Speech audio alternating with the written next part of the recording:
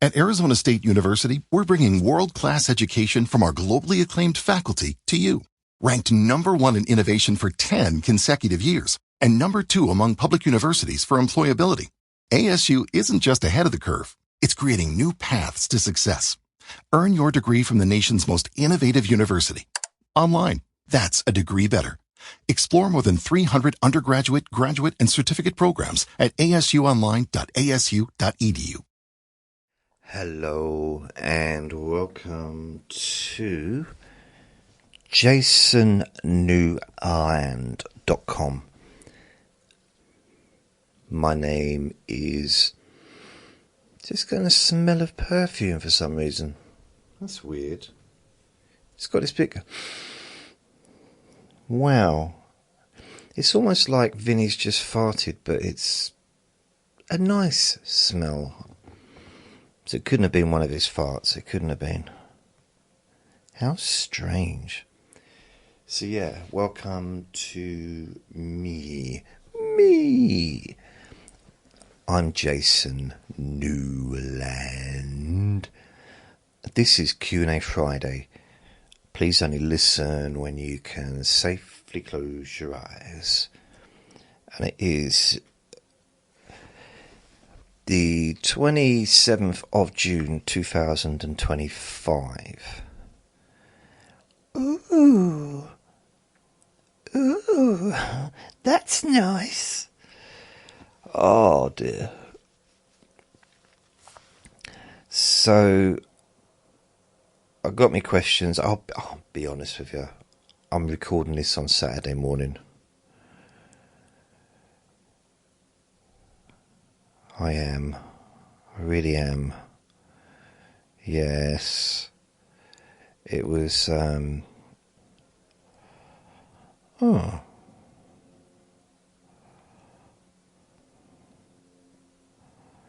Dum, dum, dum.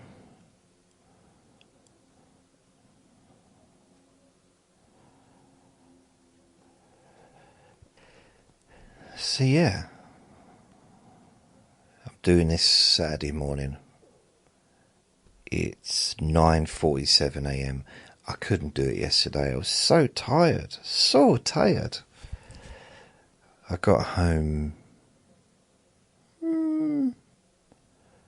What time did I get home? About 2 o'clock ish in the afternoon. And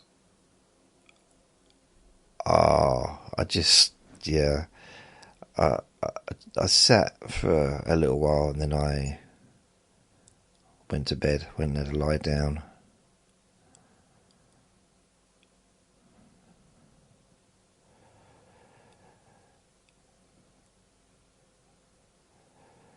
Wow. No, I'm just on Facebook now and there's the politicians in America are not particularly loved, it seems. Not all of them are particularly cherished.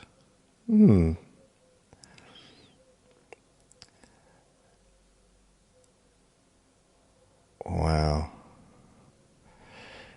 Oh, so, anyway, let me have a look. Not particularly. I'll tell you what makes me laugh, okay, is people, you know when people say, oh, we want our free speech, or they say something like in this country, the Prime Minister is taking away our free speech, and he's a knobhead or something like that. And it just makes me laugh because... Or they say, oh, this person's a dictator. He's a dictator. If the person in charge of your country was a dictator, you would not be standing there with a big placard calling that person names. You would be in a prison. You would not be allowed to do that. It's so like, go do that in Russia or China. Go on, give it a go, baby. Go on. We don't have any free speech. No, I think you do. I think you do. It's a dictatorship. Okay. Well, the fact that you can say that online and you can walk around just freely saying that stuff means you're not living under a dictatorship. Means you don't understand what dictatorship means. I'll stop now. I'm moving back to Q&A Friday. I just find it funny. You don't understand. So, Q&A Friday, I have 6 comments, but they're not all questions. I got 1, 2, 3 questions. A 4th one, but it wasn't really a question, but I have sorted out the issue. So I'll address that one first. Michelle asks me, not really a question, but when I listen to the playlists on your website, I'll get ads during the podcast. Any way to avoid this? Thanks. Jonathan writes in reply, no ads on Apple Podcasts.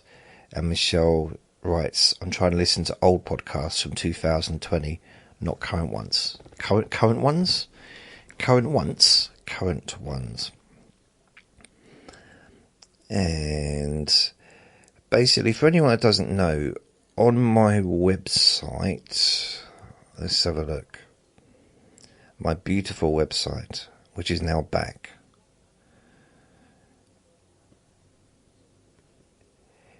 There is basically on the very first page, you've got all the latest recordings. And then at the top of the page, you've got 4 boxes that you can click on. Podcasts, playlists, podcast apps, and contact. And then below that, you've got the PayPal link and the boring join the Facebook group link. If you click on playlists, at the moment there's only 4 playlists, 4 different podcasts that I've got playlists for. So clicking on Let Me Bore You to Sleep, for example, and I'm still in the process of building this. Okay, so it's going to take a while, but I'm still in the process. So the only one that works at the moment is without music. There currently isn't any playlists, old playlists with music at all. But there will be with music, or without music, with music, 5 hours without music, 5 hours with music, 10 hours without music, 10 hours all with music. But at the moment, just the without music ones. And I've got them in groups of 50, so 1 to 50, 51 to 100. The last one I've got is 1,351 to 1,400. So I have... so I've updated all of that. So they're all now on there. So that's... which wasn't before. I did that yesterday, so I managed to make sure it's all updated. Now, what I didn't know is that the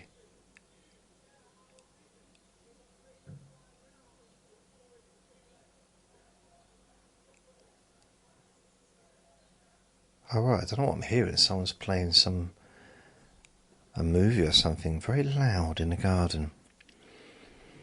So there was adverts in the middle of the podcast, which I would never have.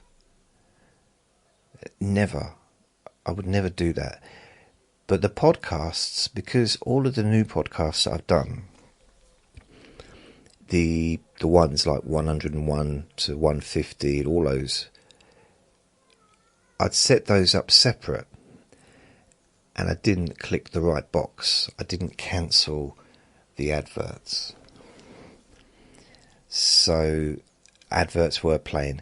I've now gone through every single podcast from the playlists, that is, because it wasn't happening on the other podcasts, the normal podcasts. Because as I said, I would never allow that to happen if I knew about it. I just didn't know about it. And I didn't even realise that the podcasts did that. That automatically had it. That it's kind of a setting that you have to undo manually. I didn't realise it did it. Because it's been quite a while. I don't know why it did it anyway. That has been reversed. So none of the playlists will have that anymore. So just apologies to anyone that was affected by that. I've let Michelle know, but just letting everyone know as well now. So I've now got it changed. Anything else about my website? Let's have a look. I will look at... I think what I'm going to do is I'm going to have to do probably a little bit of reverse engineering with this one. Because I can't go too far back with the podcasts, because I'm only allowed to have the ones with music that have got the Spreaker music on them. The ones that, because that's the only one that the podcast allows. If I put any other different music on there, they might end up closing the podcast again, which I don't want to go through that again. So, you know, it might just be for the Let Me Bore You to Sleep. It might only be the last 100, 150 recordings maybe that has the music. And so I can't do that right now because I'm doing this, but I will look into that so that you can click on the, you know, have the versions that are 5 hours without music, 5 hours with music. Technically, I should be able to do 5 and 10 hours without music for every single one. But when I first started doing the Let Me Bore You to Sleep, I didn't do more than just the initial recording. I didn't do different versions, didn't do longer versions, didn't do versions with music at all. So what I might do, instead of going back and making new more recordings, I'm just going to leave the ones from the past as they were, but make sure that all future recordings are added, and all more recent ones are as well. That made sense to me when I said it, but I'm not sure if it made sense after I said it. I'm not even sure if that sentence made sense. Did it make sense? I don't know. I'm not sure. I'm going to be sleeping a lot today. I am. I can feel it. I can feel when I've done this, I'm going to go and lie down. Very warm last night. Very warm indeed. I've got no chocolate. I got some groceries yesterday, and all that money I spent on groceries, and it's like, I don't know, there's like nothing to show for it. It's like, what? Where's all the stuff? Where is everything? It's like there's hardly anything there. There's a breakfast cereal and some milk, some bread rolls,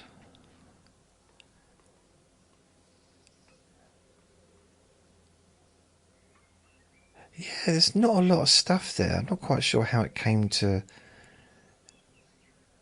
be £122. I don't know. But £122, I'd spend less than that in a month back in 1990. That was quite a long time ago, to be fair, but yeah, I remember when £30 was quite a big shop. It was a good, like, 2-3 bagfuls of food for £30. And £100, that would be an overloaded trolley full of stuff. Yeah, I need to look into that. I need to make some changes. I think because I order my food on Uber Eats, I get it delivered, like the groceries. I'm beginning to think that they just add on a lot more to the price.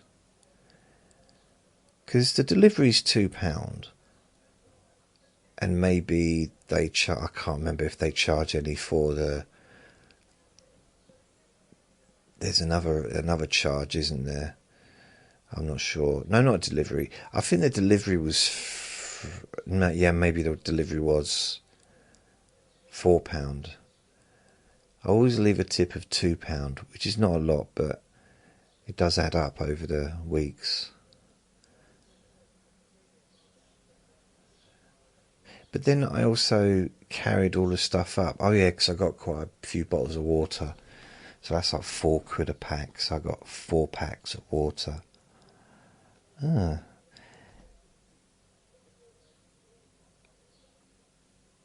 But I ended up helping, because when I first got stuff from Uber Eats, one of the main points of getting deliveries is so that I don't have to carry the stuff. It kind of seems to defeat the object of getting a delivery if I'm carrying it.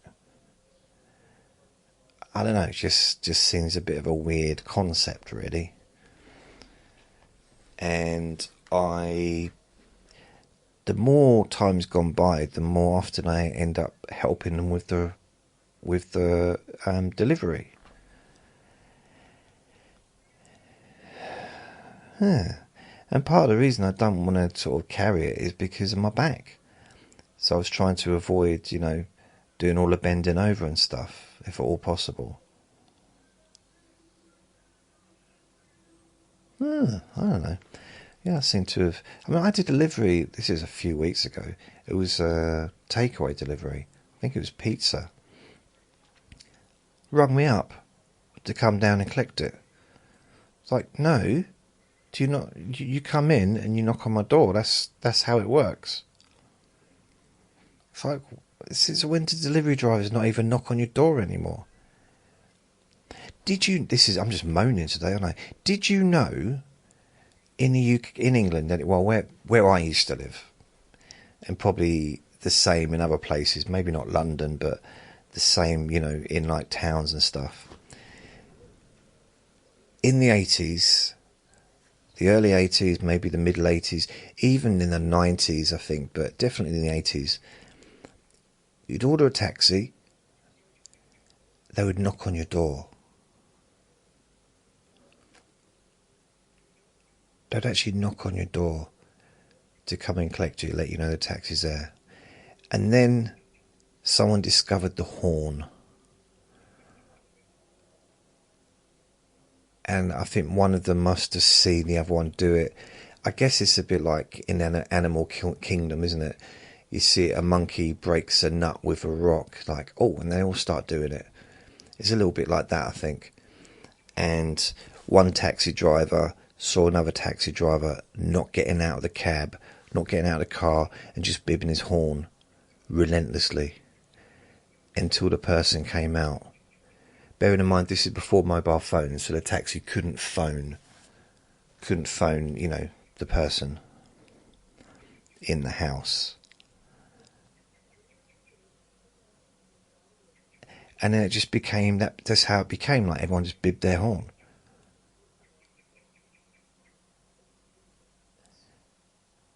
And now they don't bib their horn, they just sit there. Maybe they phone you, or there's got apps now, and they send you a text. Your car's here. This is the registration of your car. The driver's name is unpronounceable, potentially. I try and pronounce the delivery drivers' names. I do. And they seem to like it. I think they appreciate the fact that I've given it a go, but I get it wrong so often. So, hi, Abdulanan bum dum, and they laugh. I remember one says, he said, no, my name's Jamie. I said, oh, okay, sorry. I get it wrong. But I give it a go. I do. Because I don't know why. I just get bored, I guess. Ba-ba-de-beep, ba-ba-ba-ba-da-boom, ba-da-ba-ba-ba-da-ba-da-ba-dee-beep-beep-beep-beep. I don't know about Uber Eats. I'd kind of like to stop using them, really, because it's expensive. But it's getting to the point. You know, McDonald's won't even deliver here now. They delivered here before.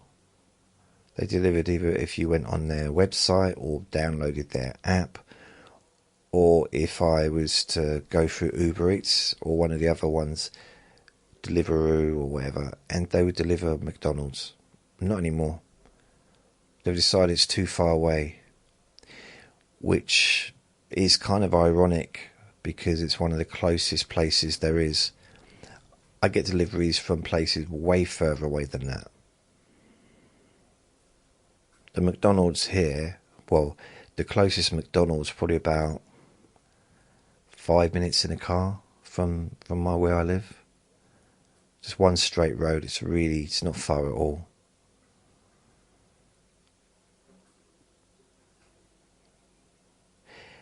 I wonder why that is. Maybe, I don't know. Mind you, the McDonald's always seemed to be cold when it got to me. I've not ordered it many times, but I've done a bit of market research, and other neighbours that have got McDonald's, they say the same thing.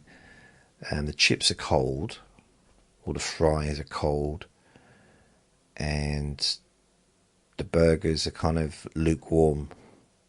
I've not used that term for years, lukewarm. I wonder where it came from. Lukewarm. For those who don't know what it means, it just means slightly warm. It's a bit like when you fill your bath up and it's really way too hot.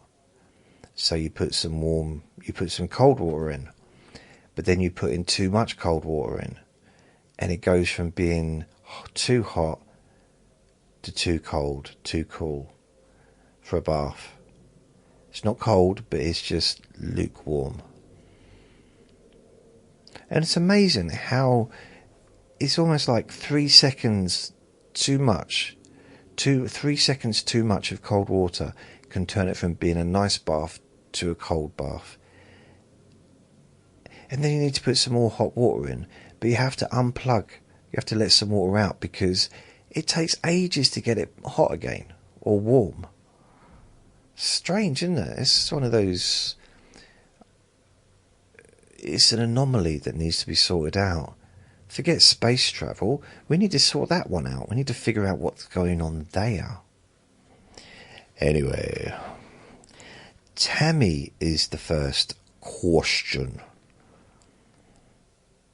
Oh, by the way, my neighbour he's doing all right. He's for those that want to know, still in hospital. He's had a scan, like a full, proper body scan, not like the ones I do with the recordings, but inside this big tube, and apparently they moaned at him because he kept moving around. I said there wasn't the right time to start dancing, was it really? We laughed. I mean, I think it's because he can't stop talking. He literally cannot stop talking. I was trying to figure, what is it? What is it that creates someone that cannot stop talking? I can be a little bit like that myself. Is it disliking silences or pauses? But it's kind of talking without listening as well. So I do have a tendency of talking, but I can also listen. and it's not a monologue. Not like here when I do this. This is a monologue, isn't it? I guess, isn't it? It's a monologue. Monologue. But in person, it's a two-way street, but it depends on what the conversational topic is. So if you start talking about boxing, providing you're a boxing fan and you know something about boxing, it's going to be a two-way conversation, like equally, but I'm going to be excited about what I'm going to say next. So I will be just waiting for you to stop talking so I can talk. But I will also be listening to what you're saying. And I'll readjust what I'm going to say depending on what you just said. It's almost like there's a big queue of things that I want to say, and they're just waiting impatiently to get on the ride. The next roller coaster, which is my verbal diarrhea that's about to pop out my mouth when I talk next. It's a little bit like that. But I noticed that I can't listen to someone that's talking about something I'm not interested in, unless it's kind of in a scenario like this. If it's, I've got my eyes closed and it's just relaxing, it's a kind of different thing. But in a real life situation, when there's a person just talking at me constantly for hours and hours, I find it hard. I'm not very good with that stuff. I've known a couple of people like that in my past, both really lovely people, genuinely really nice people, but once they start talking, I'd struggle to follow where they were going. I think there's a common thread, and I think I've kind of, in some ways, absorbed part of that kind of personality in order to produce these recordings in a way, because that's kind of how I started off with the Let Me Bore You to Sleep. It was just another version of something I'd previously done before anyway, which was speaking out quietly, I think, or thinking out quietly, something like that. And there was another one, I forget the name of it, but it was where I was just,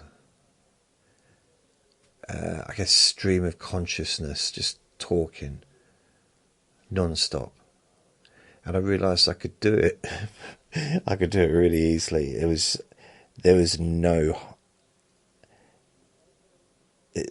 effort, nothing. It took, no energy. It was just the easiest thing in the world to just talk. I'm sure it could be with anyone else as well. I'm not saying I'm special, although all my teachers told me I was special.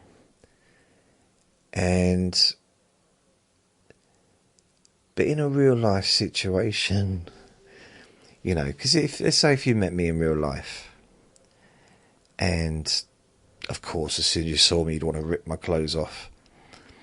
Not because I'm sexy, it's because I'm wearing really horrible clothes. Unless you was, to be fair, if you're used to hearing me, listening to me, just waffling on like I do, and you're used to just feeling relaxed, maybe just the idea of listening to me, when you think of me, maybe you feel quite relaxed inside. And perhaps my voice does send you to sleep. So if you saw me in person, met me in real life, it might be weird. It'd be weird, obviously. It'd be, I think if you got together with all the people that have met me, they'll all say the same thing. Weird. we, not in a bad way necessarily, but weird, but I can't quite put my finger on it. It's something not the same as other people, but not in a good way, you know? It's one good, you know, you could feel sort of so proud of yourself. I'm not like other people. But with me, it's always been like, I wish I was. And then you say, other people, what's other people? Well, everyone is the same except you, are they? Obviously not. But I do have an abnormal brain. So I don't... I'm on the spectrum of something. But I just don't think it's been discovered yet. Whatever spectrum I'm on, it's an unknown quantity. Wow. I would, like, my friend has just had this. I haven't even started the podcast, have I yet? Sorry, Tammy and Jonathan and Tina, who've got questions. I am going to answer the questions, I promise. But at the same time, I can't stop talking.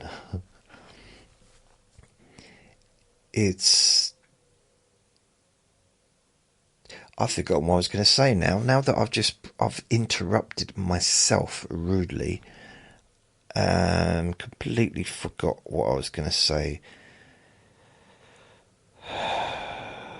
Something about being on the spectrum, and nope, it's gone. It's gone out of my head. What was I going to say? Something about, should I get tested? Oh, so my neighbour, he had a full scan. So basically, he had a scan to, first of all, which was a CAT scan, which scans the bones and the skeletal system, I do believe. It scans other things as well, but this full body scan it goes in depth. So it scans your brain, it basically your entire body. And I'd like to, I don't know if I particularly want to have a body scan, because who knows what's going on in there, and I think I'd perhaps rather not know in some ways. But I would like to have a brain scan, because there's something not right with my brain. It's just, and it's not, it's just, it's a fact. There's something, my brain's never been correct. There's always been something off. A bit weird. So I'd love to get a brain scan, and just for them to say, because I might have only half a brain or something, you know. It might be one of those that's like, which would make sense. But I might be just have a what's that thing? The brain stem. There might be a brain stem and just a little bit of jelly on the side. That might all it might be. Maybe some peanut butter on the other side. A little bit of bread at the bottom. I don't know. There might not be anything in there, and it'd be nice to just find out. Because, see, that's what bugs me. It doesn't bug me, but I just don't really understand it. Things like mental illness issues, mental health issues, conditions, so like bipolar, schizophrenia, there's so many, isn't there? So, and they're classed as brain conditions. So things like anxiety could be a brain condition, but quite often maybe is due to something that's happened in the past, due to phobia, due to, social stuff. Not necessarily... also got autism as well. That's a brain thing, isn't it? So these are brain things. Then there's environmentally, things that have changed someone environmentally, behaviourally, which can technically be fixed with time, with therapy, with understanding, I guess, that can hopefully be changed at least. So I wonder why, bearing in mind that there's millions of people with these brain conditions, let's just say those three, bipolar, schizophrenia and autism. I mean, they're different things. I'm not saying autism is the same as bipolar or schizophrenia. I'm just saying it's a brain condition, isn't it? It's a brain thing, let's say, call it. So why are they not just scanning every single person with... Everyone was bipolar. Just scan their brain. Maybe every adult, not the kids, maybe just every adult with bipolar, scan their brain once. And then look and compare. Do comparisons. And do the same with people with schizophrenia, or there's lots of different conditions in between that, and but then do the same with people with autism. Just scan the brains and look at it. Because at the moment, all they do, the experts in this country anyway, I don't know, maybe other countries they do more, but unless it's a brain injury, they don't tend to scan the brain at all. So it's just guesswork based on how you feel and how you behave and previous history, previous medical history, stuff like that. So just scan it. If you get a broken bone, they scan the bone so they can see if it's broken or not. They can't tell if it's broken unless they scan it. I mean, they probably can, but it hurt a hell of a lot. Could have to really manipulate you, wouldn't they, to sort of to feel where it's broken. But generally, they do a scan so they can see if it's broken in one place, if it's broken in two places, if everything's okay. It's just as a clean break, and it's simple. A simple process, which is done probably millions of times a day around the world. So why can't they just do that with brains? And it's not about having lots of different scans, just one scan per person, just to start with. Because I know it's not safe to keep having lots and lots and lots and lots of X-ray scans and stuff. But just one per person. And then they can get an idea what's really happening, because they do brain scans on people, when they do studies, but just do it on everyone. That's what I think. But only adults to start with. Leave the kids alone, just to work on the adults first, and then perhaps move to the kids and work with that as well, because that's it's a very different situation for kids than for adults. So, I don't know. Any ideas? I suppose I was going to say any questions, but it could be, well, yeah. Are you going to answer the questions that are for Q&A Friday? Because that's why we're here. We weren't here to just be lectured about having brain scans. I don't know. I'm kind of quite passionate about that. I didn't realise I was until just now. Quite passionate about possibly... It just makes sense to me, I understand why they don't do full body scans for everyone.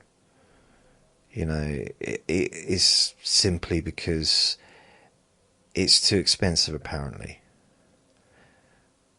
And also, they'd have to start treating people. Because, I'm saying a lot, aren't I? It would open up a big old box of frogs. I don't know if that's the correct terminology. Because generally people only get a body scan when they're Not when it's too late, but, when there's an issue. I mean, if my friend hadn't turned yellow, he'd still be in his flat, unaware that he was unwell. Because he feels fine. And he'd be enjoying the football, or the rugby, or the cricket, or the tennis. I don't know what other sports he likes, but that's what he lives for. That's his passion in life. So he'd be having the time of, he just enjoys his life. So he'd be doing that all weekend and he'd be happy. Instead, he's stuck in a hospital ward and he feels fine physically, feels absolutely fine. It's strange. I've never known anything like this before. It just kind of doesn't make sense to me. Because he's not around. Everyone he's around does not feel fine. He's the only one. I'm not saying he's the only one in a hospital that's sitting in a hospital bed feeling absolutely fine and kind of wondering why they're there. There's no way I can say that because there's no way of knowing.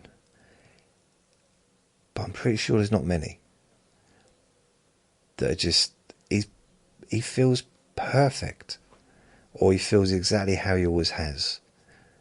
He's slowed down. He's nearly 80. He walks a lot slower than he did, a year ago even. But he's aging a bit, and he's careful when he walks up and down the stairs. But so am I. Ever since I fell down them stairs a couple of years ago, I'm full on both handles. I'm holding on to both banisters. I've got like 5 coats in case I fall. There's a trampoline at the bottom of the stairs. That'd be the worst thing to fall on, wouldn't it? Because you just end up banging into the ceiling. That'd be such a really, yeah.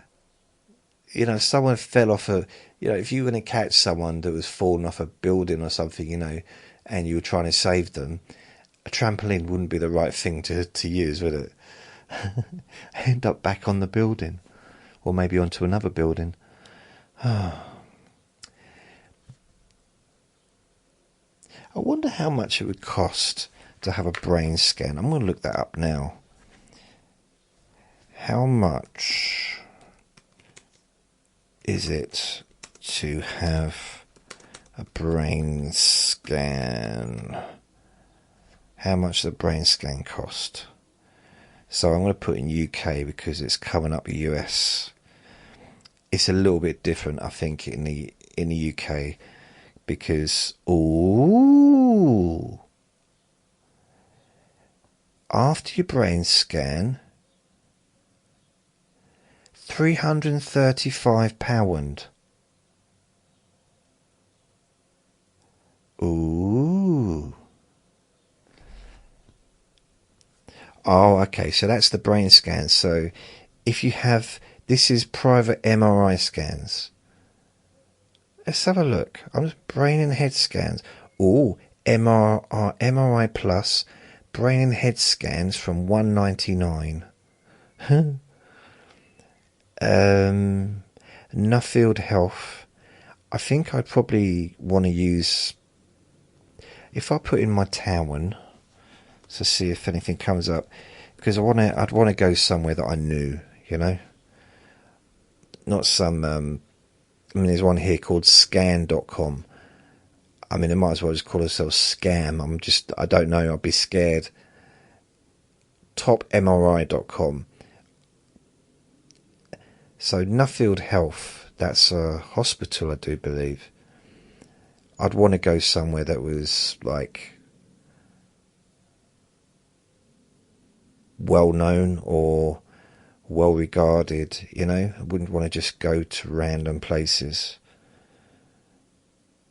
You have to save up for that. Vets for Pets. HCA. Oh right, so HCA, that's an actual healthcare, so that's a place. Private CT scan. That's a CAT scan though, isn't it? I don't want a CAT scan. I'm talking about brains. Departments. Tests and scans. All tests and scans. Let's have a look. Coloscopy, HPV screening.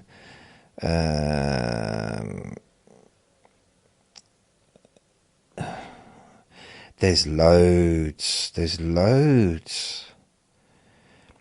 Bone density. Oh, blimey. Okay. Yeah. See, this is all. I wonder if you can just. I don't know how much it costs. It's not saying. Oh, well, I'll come out of that. I think that's like an insurance thing that you need to be part of.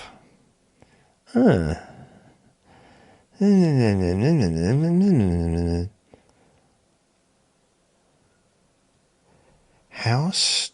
This is weird. Alliance Medical.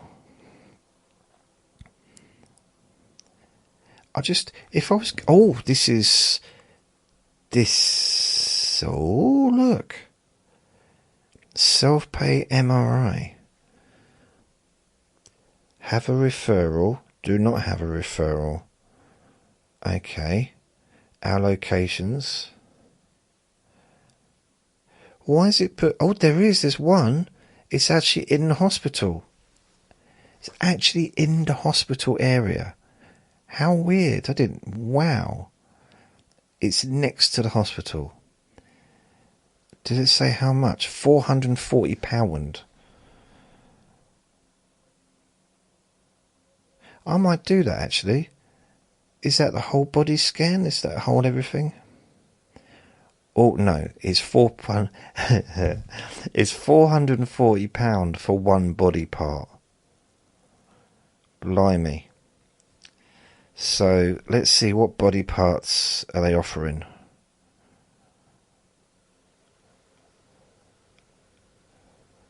Oh, they're not even offering the brain.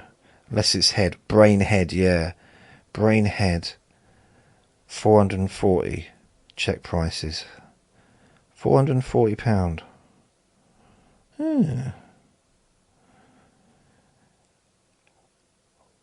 So they're not offering it for the whole body. Wow. Left thumb. Check prices. You're joking. The left thumb, they're going to charge £440 for a thumb. A thumb. Altogether now. A thumb.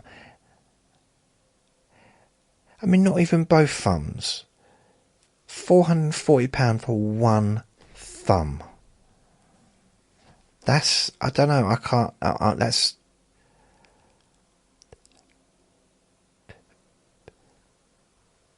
But if you have your spine done, 440.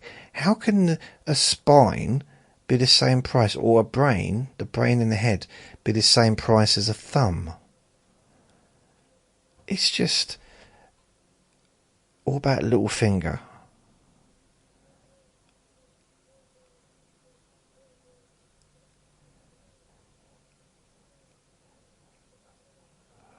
I don't know. I was going to say I could... It says groin, right and left. They can't... Not even going to offer the whole of the groin. I'd like to get a scan to see if there's still anything down there. I'm not sure. I haven't seen anything for years. Right and left thumb. Oh. Toenails. No. I'll come back to that another time. That's quite interesting. I might do that. So, Tammy asks, how are you doing with the week of chaos around the house? Is your friend up and about now? It's been a very, very weird week. I've been up and back from the hospital. There and back every day since Friday last week. So it's Friday, Saturday, Sunday, Monday, Tuesday, Wednesday, Thursday, Friday. So that's 8 days in a row. I'm not going up today. He's got another visitor coming later this afternoon, and I can't go up Sunday because there's no buses. Well, there is, but the buses are just really random every 2 hours, and I'm not going to do that. As it is, it takes 2 hours. If I get a bus, it takes 2 hours there, 2 hours back, because of the waiting around, and there's 2 buses to catch, and a bit of walking. So yeah, I'm having 2 days off. And Vinny, little Vinster here, seems to be quite happy that I'm here with him. Because yesterday, he didn't even bark when I left. He just sat on the sofa and just looked at me, and I left and nothing. That's never happened before. You know, even if I just go out and pop round a corner, he would bark, but this time nothing. What's been weird is Vinny's behaviour the last week. Now, he's been off his food. I think that's partly because of the heat, but I know it's not just because of that, because I left some food out and I gave him a treat, which he'd normally just gobble down and he'd be like chewing on it. The treat was still on the settee when I got back 6 hours later. And then he ate it. So he's sulking, basically, I think. He's been sulking. The last few days, he refused to get on my bed. He didn't want to sleep with me. Which is a little bit upsetting, actually, because for however long I've had him, 2.5 years, he's slept in my bed. We sleep together, you know, that's our thing. And that sounds weird, doesn't it? Well, that's our thing, that is. Ooh. I don't care who knows it. Yeah, so but it's not just that he's been sort of sitting there just staring at me from the floor, making the odd little so I don't know, but last night he got on the bed with me, which was nice. So that was quite a pleasant experience again. But then I woke up and he wasn't in the bed, he wasn't in the bedroom, he wasn't in the living room. I thought, where's Vinny gone? He was lying down in front of the front door, leaning against the front door. Now, there's a chance that was just the coolest place for him to be. I hope that's the reason. But I think he is pining for his uncle who's in hospital, because he's used to hearing him coming and going. He knows everyone in this building. He knows where everyone is and who they are, and because he can smell and hear them, can't he, I guess. And I suppose to him this building's his home. Even though we live in one of the flats, he gets excited to say hello to all of them. He knows everyone here. And his uncle opposite me is one of his favourite people. So I think he's getting a little bit sad, missing him. Just missing, because sometimes, you know, I'll be in here and Vinny will be out of the front door and my neighbour will be talking to Vinny through the door, just saying hello to him. They'll be having this big full-on conversation. It's like I just leave them to it. So it's been a bit strange. I managed to do a few little bits. I did some washing, some laundry, and kind of ran out of food, but I managed to get some food yesterday afternoon, or like early evening. Got a delivery. And what else? Oh, the other day Vinny stayed with a friend. This was Thursday morning. He stayed with Archie. So that was a neighbour round the corner. And he's never had a play date before with another dog, ever. It's the first time. Where he's been, like a dog he knows really well and just gone around. Because he's known Archie for years.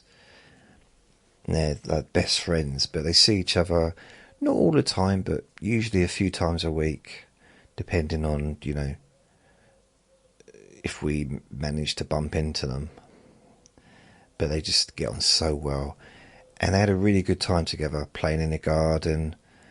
Apparently they were jumping all over her, the mother of the dogs, jumping all over her, like while she was trying to use her phone or whatever. And probably fighting over attention, to be honest. So they had a really good time.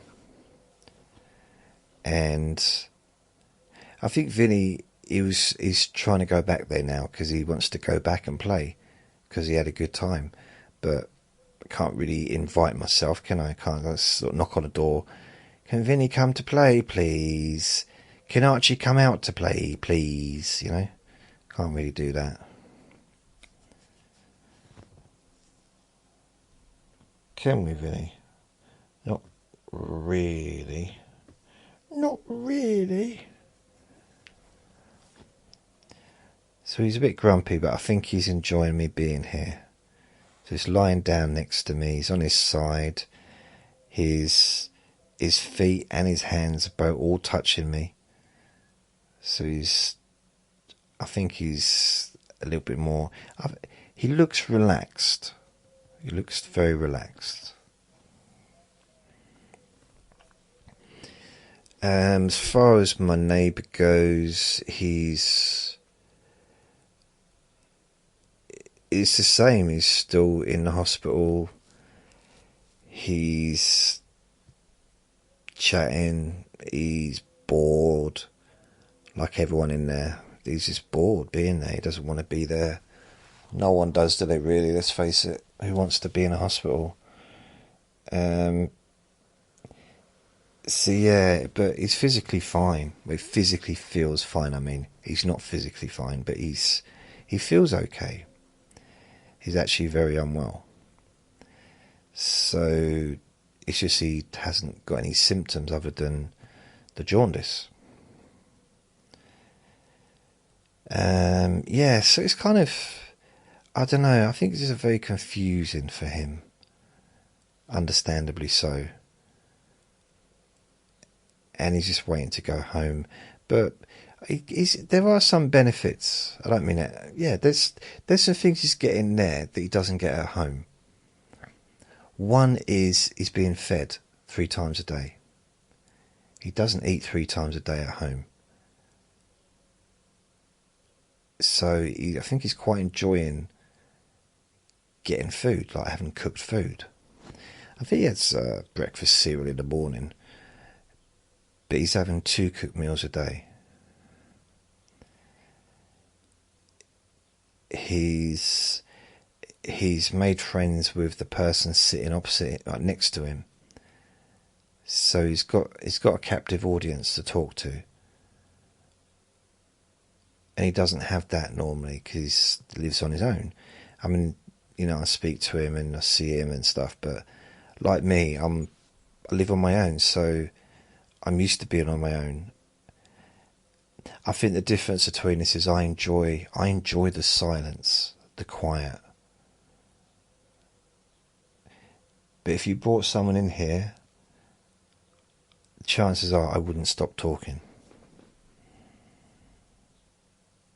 So, so there's some similarities between us, in a sense, because that's why I tried to explain this to a few people over the years, why I don't want anyone in here when I'm watching boxing. I've had a couple of friends say, "Oh, I'll come round, we'll watch the AJ fight, or we watch the Tyson Fury fight. And I said, no, I don't want you. Okay, don't say I don't want you here, but no, I don't like people being here when I'm watching the boxing. For 2 reasons. 3 reasons, actually. 4 reasons. There's a few reasons. I'll go through them. The first one is I can't relax. If someone else is here, I don't relax. It's not relaxing for me to have. I'm relaxed when I've got Vinny here, and that's it. No one else. I don't feel relaxed with anyone else. I'm not saying I won't ever feel, but at the moment, and there's no one that I feel relaxed around. But it doesn't mean that I don't, I don't mean I dislike the person if I don't feel relaxed around them. I just feel, if there's someone else in my home, it puts me on edge a little bit. A lot sometimes. The other thing is they might want to sit next to me on the sofa. I don't like that. The only one that sits next to me is Vinny. That other side of the sofa is for rubbish. Well, not rubbish, but just stuff. Just bits and bobs. It's just messy. But that's what that chair is for. This side is for me and Vinny if I'm not sitting in it. And Vinny can sit to the side, so he takes up a little bit of the other seat and a little bit of this seat, and that's his area.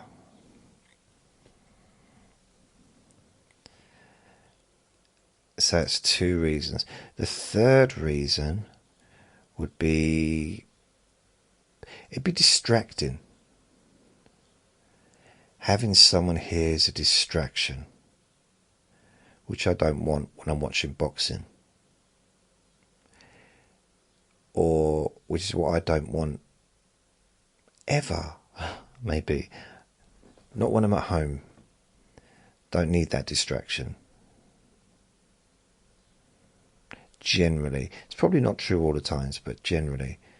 If I'm going to watch the boxing, I want to be able to concentrate on that. Even if I don't want to concentrate on it, I don't want to have to concentrate on what someone else is saying. Another reason is there's a chance they're going to talk constantly, which will annoy me. It'll distract me. I'll lose my. For me to focus, I can do one thing at a time. That's it. And the other reason is because I will talk. I will definitely talk constantly.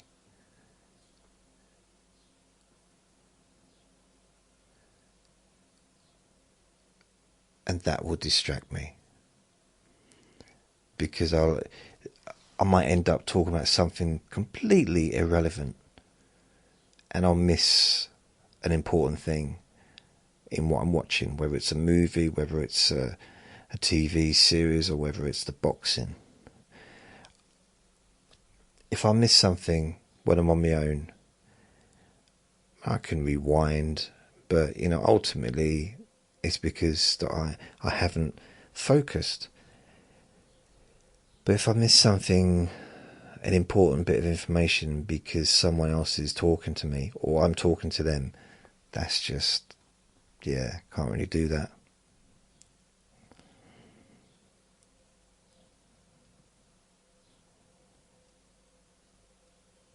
I'm trying to think of any other reasons, but I think that's enough reasons. I hope that I could meet someone one day that I don't feel that way with. Without getting all romantic, I think it'd be quite nice if one day I had someone I could just, I don't know, maybe hold hands with, or cuddle, maybe, and watch boxing. And maybe they'd be into boxing, or they'd just, I don't know. The thing is, they'd have to sit on top of Vinny, wouldn't they? Because that's where he sits. So it'd be quite hard. But knowing him, because he's got a real thing for women. He's really got he gets so much attention from women. He knows it. He's a little bit of a little stud muffin. Thing he is. So he'd be all over her. If I had a female friend romantically, he would probably not want me going anywhere near her. She'd be his girlfriend, basically, in his mind. So he'd be hogging her, he'd be all over her, sitting on her lap, and probably wouldn't even want me and her even sitting next to each other. The other thing is, when you got visitors here, they're always breathing, aren't they? Always breathing, making all that noise, breathing.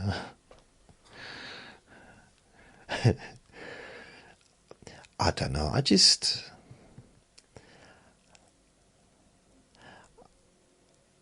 love to be the kind of person that just enjoyed being around lots of people. I can be around one person. I can have a conversation. That was loud, wasn't it? I can have a conversation one-on-one. I cannot have a conversation with more than one person at a time without feeling... I feel unwell when it happens, I'll be honest, I do. And there's certain situations I cannot avoid. So if I see my dad, if he speaks to me on the phone, there's always both of them, him and his wife. Now, I can talk to either of them on their own. Talking to both of them is hard. Because I can't, especially on the phone, I cannot gauge what their emotions are. Or even in person, I can't really gauge what their emotions are. But because there's two, I can like probe one. That's wrong, doesn't it? But kind of ask questions of one person to find out what they mean. When you got two people talking, and then they're kind of maybe, I don't want to say contradicting each other, but maybe saying different things, but maybe talking about different things as well. I find it confusing. And, you know, when a few years ago, I used to say to if my dad phoned, I'd say, take my speakerphone, please, so I could just have a one-on-one conversation. But he refused.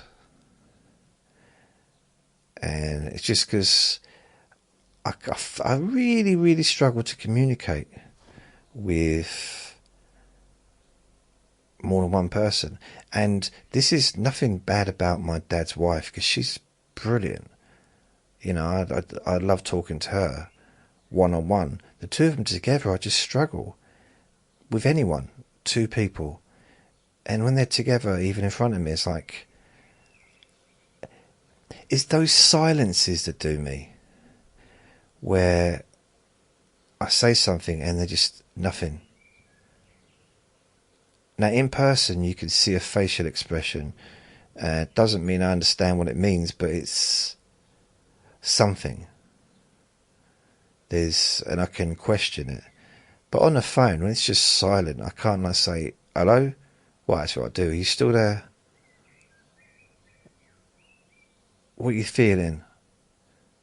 What's your internal response to what I just said? Can't really do that. I mean, I suppose I could, but it'd be weird. You know.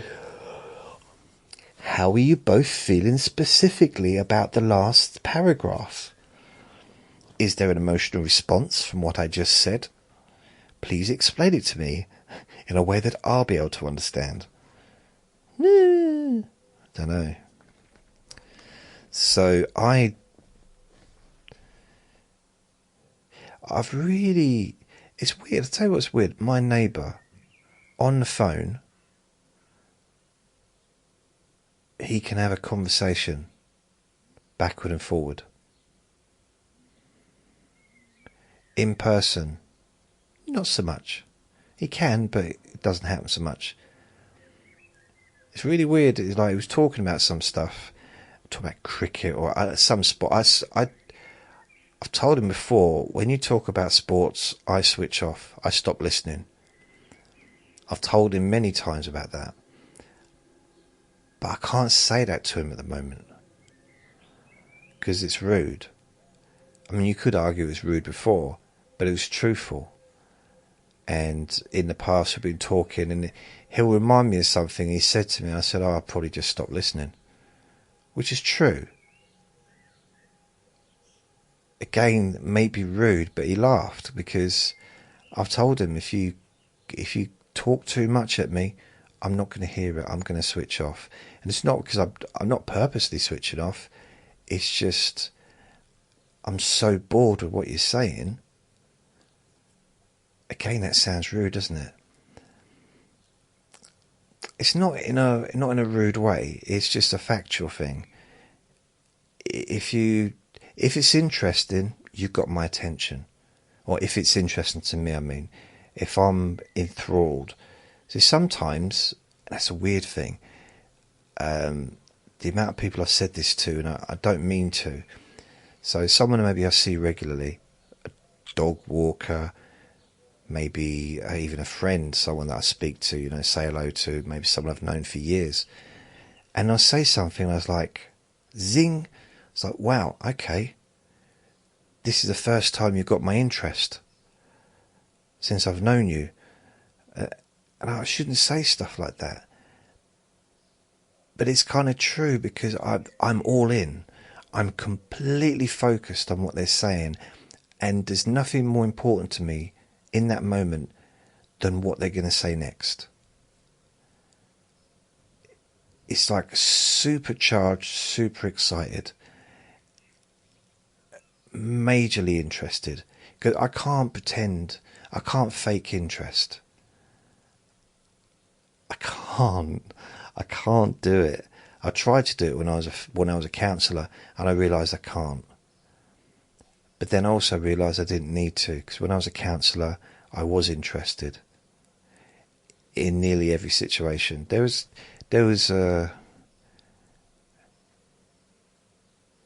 one person that just would not talk about anything while they were there. And I managed to get them to open up in the end, but that was difficult. But this, I wasn't going to be rude, because I don't want to be rude. I don't mean to be rude anyway, ever. It's not my thing. But almost telling someone that's the first time you've piqued my interest, or that's the most interesting thing you've ever said to me, that's almost like an insult, and it wasn't meant to be an insult. I guess it wasn't even supposed to be a compliment. It was just me being honest. Yet I have to stop myself saying stuff like that, because I don't want to annoy people. I just want to let them know that I actually am interested, and I'm seriously focused on what they're saying. And it could be over the most pointless thing as well. It could be talking about the zebra crossing, and for some reason I'm interested in what they're saying. For some reason in that moment I'm suddenly really excited about talking about zebra crossings, and I don't know why. I don't know, it's a weird one. Okay, I've never been excited about talking about zebra crossings, but yeah. Mind you, it goes the other way, because I used to have a friend who would ask me to explain stuff to him. Okay, explain hypnosis to me. They just sit there and stare at me. It's like, no. If you want to know about hypnosis, read a book. That was my attitude. And it was just because I'm not going to... I don't know. I think if someone wants me to sit there and talk at them, I don't want to do it. I kind of clamor up. It's when they don't want me to do it, that's when I enjoy it more. No, that's not true. It's just that whole, because I think in a situation like that, almost it was. I feel like I'm put on the spot a bit, and it's like, I think it's a bit like when someone says, "Oh, so you know about, if you ever heard about this thing?" Say, "Yeah." Well, explain it to me then. No. You said you heard about it. Yeah. Explain it. No. That's not what I do. I don't explain anything to anyone. I do, I do the Q&A Fridays, but I invite these questions. But I'm not even sure what I'm trying to explain. I mean, imagine being with someone, in a room with someone, and them just saying, is there something you're interested in? But them deciding that they want you to explain that to them in a way that they're going to understand it, and there's going to be follow-up questions. It sort of turns into some kind of oral exam. Again, that sounds wrong, but you know what I mean. It's like, just, no, I don't want to be tested. No. But I do like talking to people. This is not answering your questions, Tammy, is it? Sorry. How are you doing with the week of chaos around the house? Is your friend on up? Okay, so I've answered the questions. I felt like my brain was fried. Yesterday, the last 3 days really, but I got home yesterday and I was struggling to even put a sentence together. I was so tired. And it was overloaded. Is that the right word? It was too much. Way too much of everything. Seen too many people, spoken to too many people, and overload. Did I say it? It's overload? Probably from my senses were overloaded. My ears, my hearing, my ears, my eyes, physically, emotionally, probably smells, tastes, maybe, I don't know. Everything was just too much for me. And yeah, I don't ever want to go back there, but I kind of got to go back on Monday because I promised. Plus, he asked me to. But it's too much for me, really. I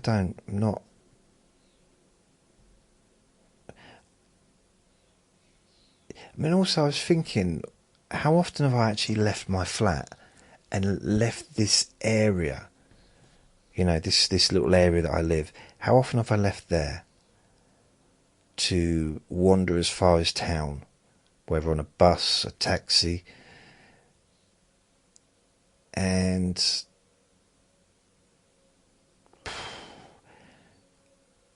really, in the last 2 years, I can only think of 3 occasions, maybe 4 occasions actually, maybe 5. I'm just finding 5, 4 or 5.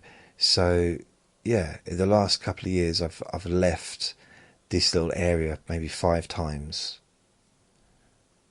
Once was to a funeral, another one was to the supermarket twice, I think. Another one was to the doctors. Another one was to the dentist. So that's 5 times in probably 2 years that I've left my little village. And this week I've done 8 different days in a row. So yeah, it was a bit... It's a lot. It's a lot, man. Jonathan asks, What's your normal dinner consist of? Ever go out to eat? And if so, what variety of cuisine? The answer to the next one, the last question, is no. I don't go out to eat. If I do go out to eat, I'm quite open-minded, but the last time I went out to eat... Oh no, I did go out. No, I did. I went out just before Christmas. I forgot about that. So it's just up the road from here, so it's not far. And it was a pub. I went to just before Christmas. Went there with some family members to celebrate Christmas before Christmas. And so that was a roast dinner or Christmas dinner. It was weird because I thought the whole place was going to be busy, and it wasn't. We were the only Christmas dinner there, and everyone else was just in a pub, like normal. I felt a bit silly. I just figured I really did. I thought the whole place would be busy, so it'd be kind of quite anonymous.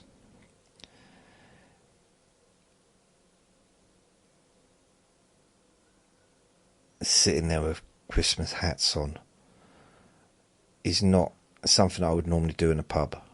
I just, no. If everyone else is doing it, maybe, but not the only table. And we're just sitting there.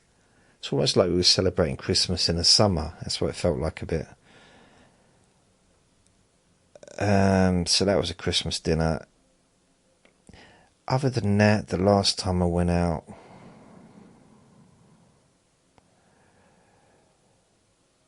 the last time I went out, I did go to the Indian restaurant locally.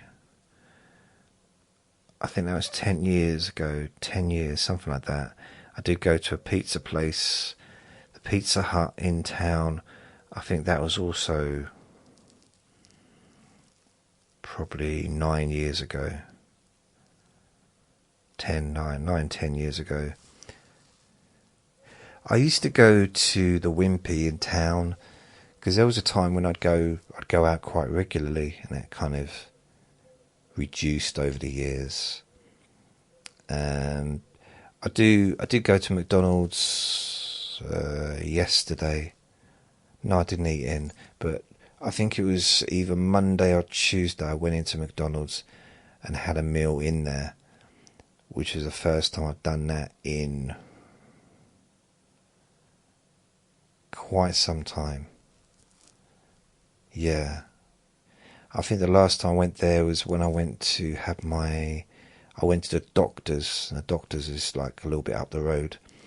So I think I went to McDonald's after going to the doctor's to have a checkup.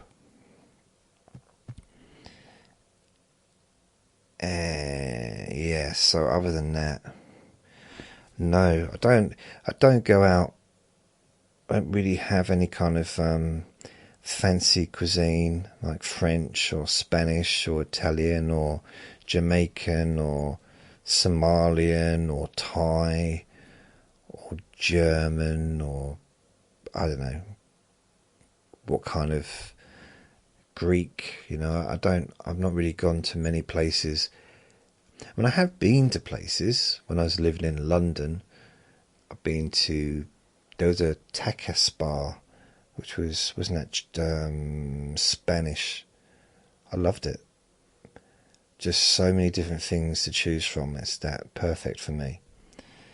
I used to go there with my cousin. It's just up the road from where I lived. Outside of that, I'm trying to think. I went to a pizza place, but that's a long time ago. I think I went to what was it? Not the pizza. Is it the Pizza Hut? It might have been the Pizza Hut. And it was back in 2012, December. Not 2012. Wow, yeah. No. 2013, December. I think.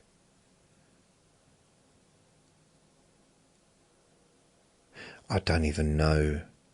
No, 2012 December, I think it was. Really? Wow, whoa, whoa. It's just a little while ago. That's the last time I had a pizza, I think, in a restaurant. No, it's not. I had one with my ex-girlfriend in... I think I'd moved here, and I'd been here maybe a year, so that would have been around 2016, I guess, because I moved here 2015.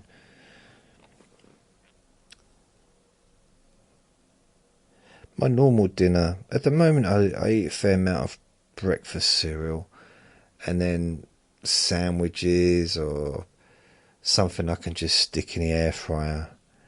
It's just, for me, preparing food is a bit of a chore. I don't really want to be bothered with it, but I do it. But it's just bits and bobs, really.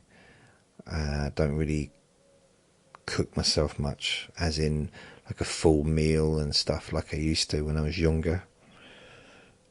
Although I'm going to try and get back to that. It's just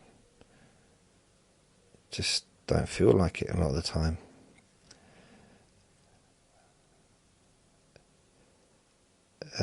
Tina asks, if there was a movie about you and Vinny, what songs would be on your soundtrack? I'd like Dire Straits' Why Worry to be one of mine. Okay, Tina. I don't know. Wow, that's one of the hardest questions I think I've ever been asked. What songs? There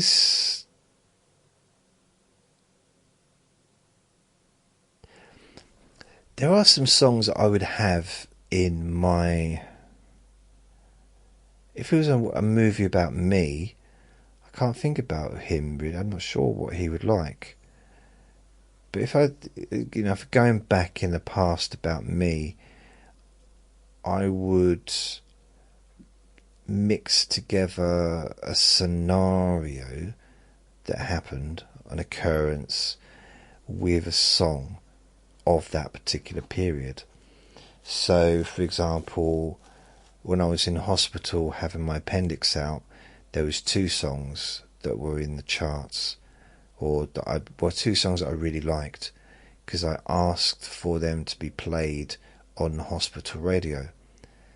So one was Total Eclipse of the Heart by Bonnie Tyler, and the other one was Down Under by Men at Work.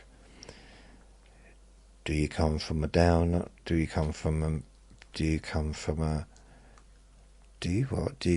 man down under? Will we mingle in the thunder? Can you hear the thunder? Total eclipse of the heart, turn around. Every now and then I get a little bit on a minute, turn around. What other songs? And then when I was about 15,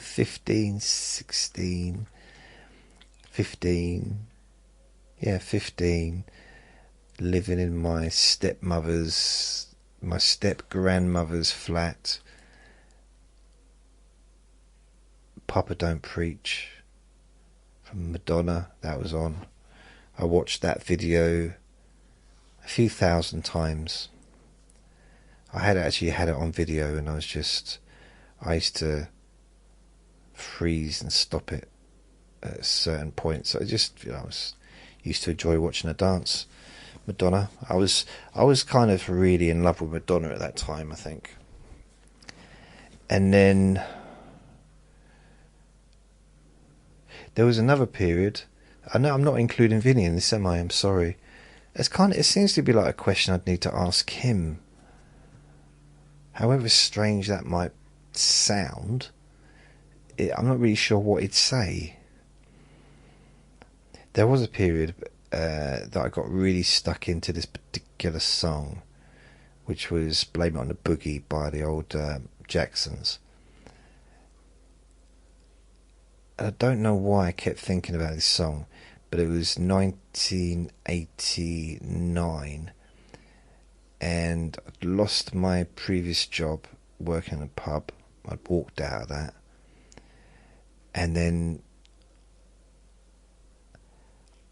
I needed a new job, and then I had some problems with the person I was living with that was living in the house that I was in, so I needed to get out of there. Everything was kind of went a bit weird, and I remember walking on to the pier just to get away from everything, and it was all windy. This is like the beginning of the year, very windy and cold, and I just kept singing, "The baby's always dancing when you see them dancing. I don't get no loving, that's no lie. Blaming on the sunshine, blaming on the moonlight, blaming on a good time, blaming on the boy." I don't know why, but I just kept singing it, and it's weird, just that moment. And then when I went to France, picked up a hitchhiker on the way to Kent. I was going to stay in a tent for a couple of weeks or a week, and because my landlady and landlord were going away, for some reason they didn't want to leave me in the flat on my own, which don't really understand what that was about, but they didn't. So they, because I was looking after their kid, but it was now summer holidays and the kid had gone to be with the dad for, I think, the holiday season, summer season, and they wanted to go and they didn't want me there, so they kicked me out for a week. So I went to Dover. They gave me a lift because I was going that way anyway, and they picked up a hitchhiker on the way, which was annoying because he kept talking to me, trying to make friends and stuff. And so we both got off at Dover. That's it. Got off at Dover. He was going over to France to see a friend. I ended up going to France with him. So he went to France, spent, I don't know how many days it was, like a week or so, just travelling around France, going through the Alps, hitchhiking, walking, trains. It's a bit of everything, you know. So we travelled across France, and I think, blimey, oh yeah, his friend was teaching rock climbing. That's it. And then we came back, went to Paris and went back that way. But I just, that period, I remember being in the, I don't know if it was in Dover or if it was in Calais, but I was in one place where on the monitor, the TV screen, they were playing Like a Prayer. It's Madonna's main song from the album after the one that she was singing, Papa Don't Preach, which was True Blue. So yeah, that would be a song for that period.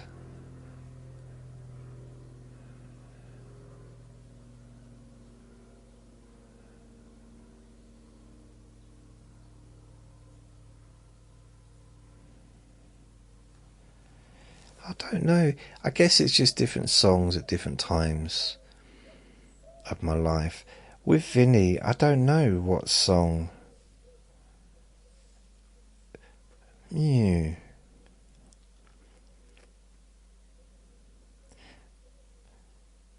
I mean, there's one song. I remember the Smiths. There's a song called Last Night I Dreamt Somebody Loved Me. And such a good song. I really like it. And that'd be quite representative of certain parts of my life in the past.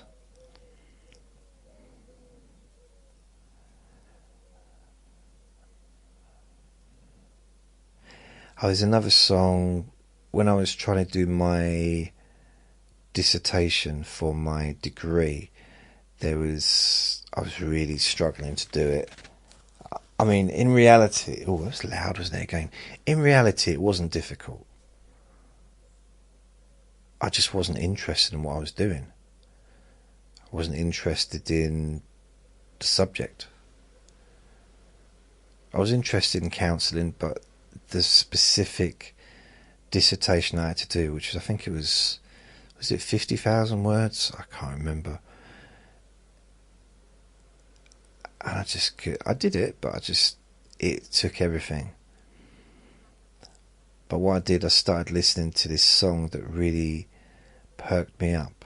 And it was, I think it was not R. Kelly. What's his name? I forget his name. Big star, but I forget his name. I think it was will.i.am was on the thing. Boom, boom. Let me hear you go. Ooh, ooh, ooh. Let me hear you go. Ooh, ooh. Let me hear you go. Ooh. That wasn't a good impression of the song. Yeah, it wasn't actually. Whoops. Let me hear you go. Bang, bang. No. I think I'm thinking of two different songs.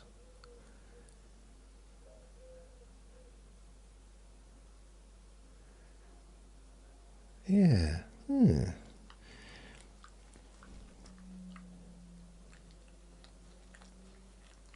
I don't really know what song would represent Vinny,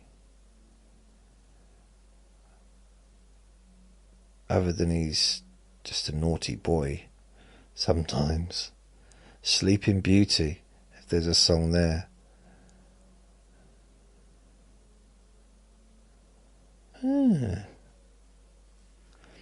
I mean, if I was to, yeah, if it was a soundtrack to my life, there would be, see, even,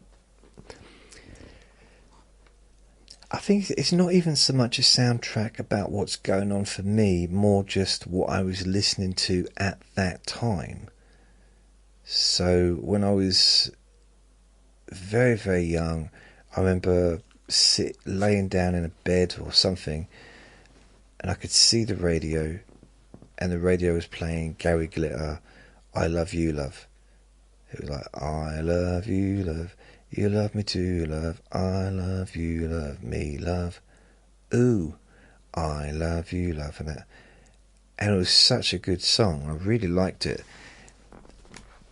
but I'm not even sure if I could talk at that point, but I liked listening to that song.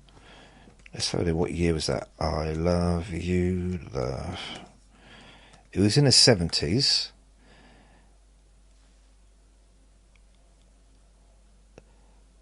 I love you. Isn't it weird? It's not coming up. Okay, got it now. 1973. So yeah, it was another number one in 1973.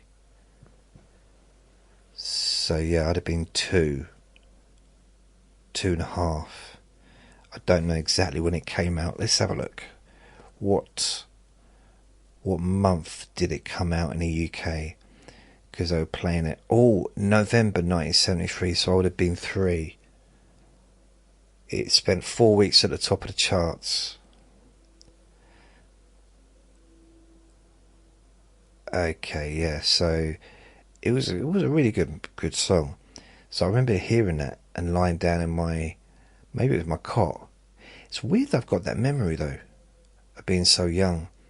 I just remember the song because it was like the radio used to be. They'd be playing the same songs very regularly.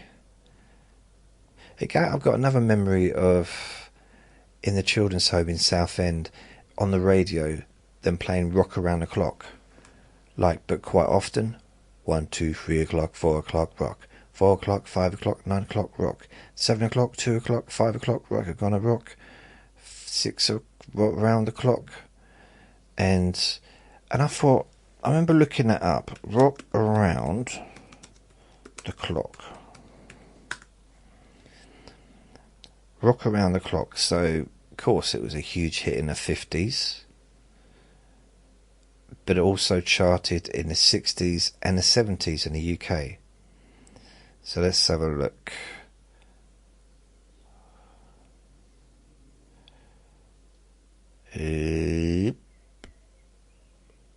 Let's have a look.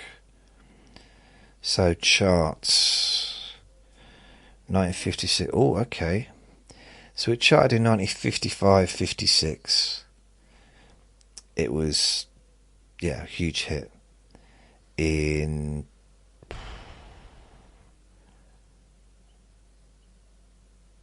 I don't know. Well, definitely in America. I don't know. UK singles, it was number 1 here as well. And then it was also number 41 in 1966. Then 1968, it was released again. And in 1974. See, that doesn't make sense to me. 1974. Which makes you wonder, how long was I in that children's home? But then just the fact that they were playing it on the radio doesn't mean that it's just been released. But it was number 12 in the UK singles. So I just remember them playing it. 1, 2, 3 o'clock, 4 o'clock, rock. 5, 6, 7 o'clock, 8 o'clock, rock. I tell you something strange about that song, for me. It's got an atmosphere. Maybe it's because I used to hear it in weird periods of my life, maybe. But there's a feeling connected to that song, for me. It's a strange feeling. It's not a horrible feeling, it's just a certain emotion connected to it. And the sound of it is unlike any other song. To me, it's just that 1, 2, 3 o'clock, 4 o'clock, rock. 5, 6, I don't know, it's something unique. I mean, I know all songs are probably unique-y in some way, but this was just... And then you had to, I want to shake, rattle and roll. I want to shake, rattle and roll. So that one as well. And I imagine that's probably got re-released quite often as well. Quite often.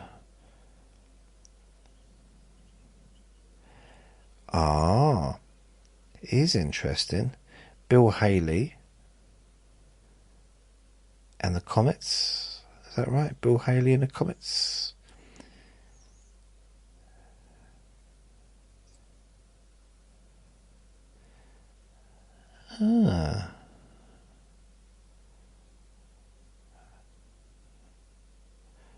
Let's have a look. I want to check. The thing is, they all looked really old. For some reason, they looked quite old in the videos. I mean, from the 50s and stuff. It looked quite old there, or Bill Haley did. But in reality, he probably wasn't. He just, because it was all in black and white. He was born 1925, 35, 45, 55. So yeah, it was 28 probably at the time. 22, 20, 28, 20, 26. It's not exactly old, is it? He just had his face. It's weird though, because if you look at him, he's got that crooked smile, a bit like Elvis, and he had his. I mean, he was around before Elvis, wasn't he? I think. 1952. When did Elvis decide to pop up? Was it 1954? Or was it 1956?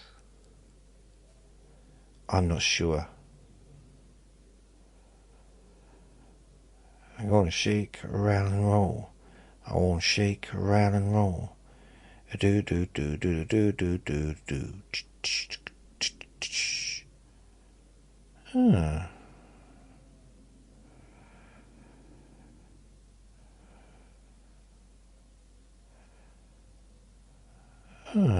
Okay.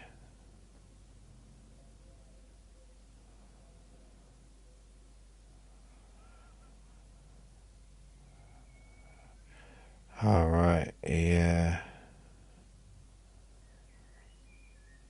I'm just wondering how many hits he had. How many hits did Shake, Rattle and Roll Man have? Bill Haley.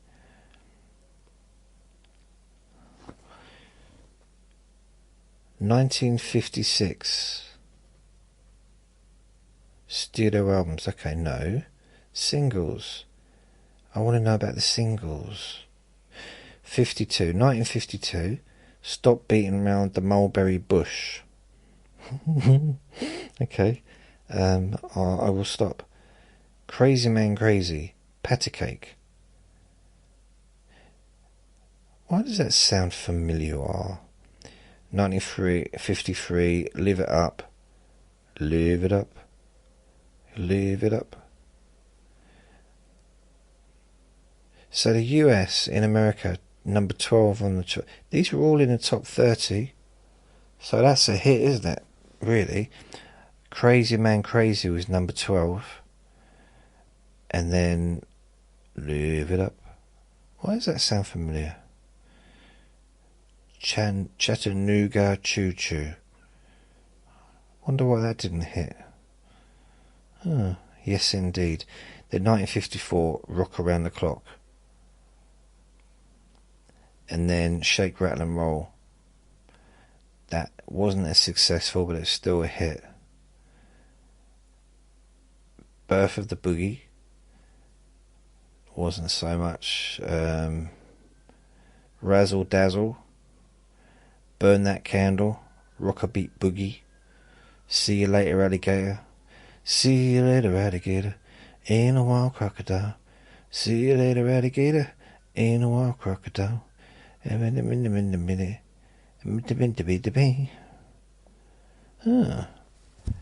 Rock the Saints. See you later, Eddie. I think that would be the same kind of sound as Rock Around the Clock as well. Lean Jean. Rock Around the Clock re-release. 1974. Shake, Rattle and Roll was on the back. And then again, later on, they released See You Later Alligator. Now I'm looking at this, I'm thinking, yeah, that's why they didn't re-release See You Later Alligator in any other country, according to this, except England or the UK. So Rock Around the Clock went to number 12 in the UK, and See You Later Alligator went to number 52. 1974.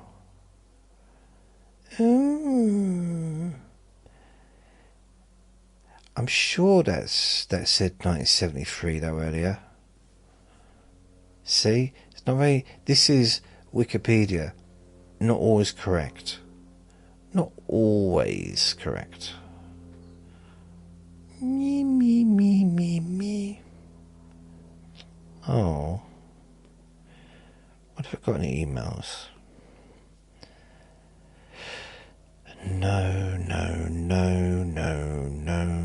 Junk mail. Just. Yeah, nothing. I think I might have answered all the questions. I'm sorry, they're not very good. I've not done a very good job today. I think, Tina, with the... If I was going to do a movie of my life, I think I just want all the best, all the songs that I like the best, or that I really love, to be played throughout.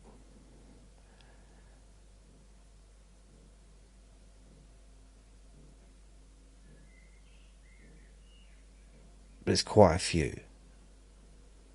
There's quite a few songs. Yeah.